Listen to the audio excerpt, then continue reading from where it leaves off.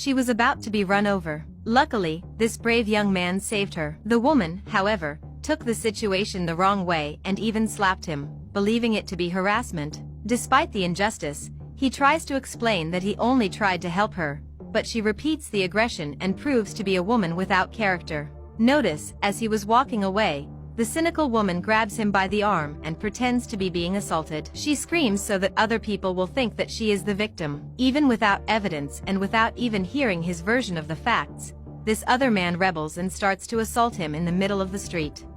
With his body all bruised, the poor guy's fiancée arrives and asks him what happened. The liar explains that he tried to steal her cell phone and fondle her body. The bride also accuses him without proof. Even without having witnessed what happened, she disbelieves her fiancé and rips the ring off her finger, declaring that she no longer wants to marry him.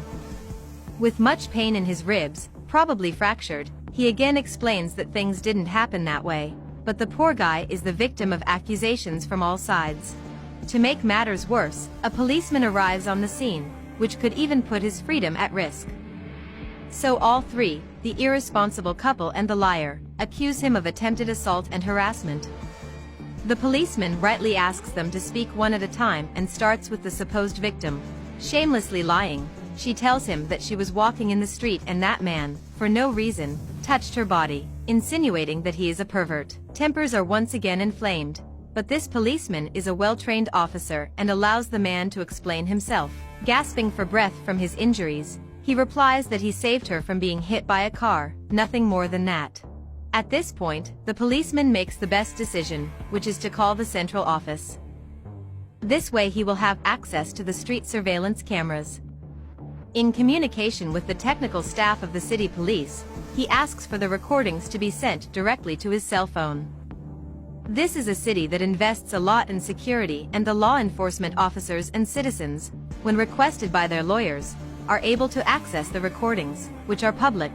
Meanwhile, the man continues to hear insults and unfounded and unfair accusations, even from his fiancée, who should at least consider his version. Nobody has infinite patience, and to be so slandered revolts the poor guy.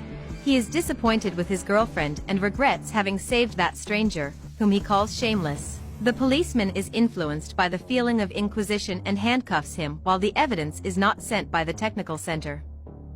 Even knowing that the recordings will show the truth, the woman seems to remain confident. Perhaps she is that person who lies so much that believes in her own lie. Finally, the technical center returns to the officer and informs him that the recordings are already being forwarded and he can reach his own conclusion about what happened. In the video, it becomes clear that the man, accused of being several bad things, is actually a hero. The cynical woman pretends to be mistaken and swears that she did not lie. In fact, she believed that he had tried to touch her body. The policeman considers taking all three to jail. With reason on his side, he cries out against the liar and the false justice. If it weren't for the cameras, the policeman points out, he would probably be taken to jail. The bride goes toward him to apologize, but he doesn't want to hear a word from her either. Even though he has always been a respectful man, she has decided to believe three strangers, even though they have not presented any evidence. In a childish attitude, the inconsequential couple try to blame the bride, but they were the ones who legitimized the false story of that cynical woman and assaulted him. No matter gender, color, or whatever, never judge someone without evidence. The so-called guilty party is often the real victim.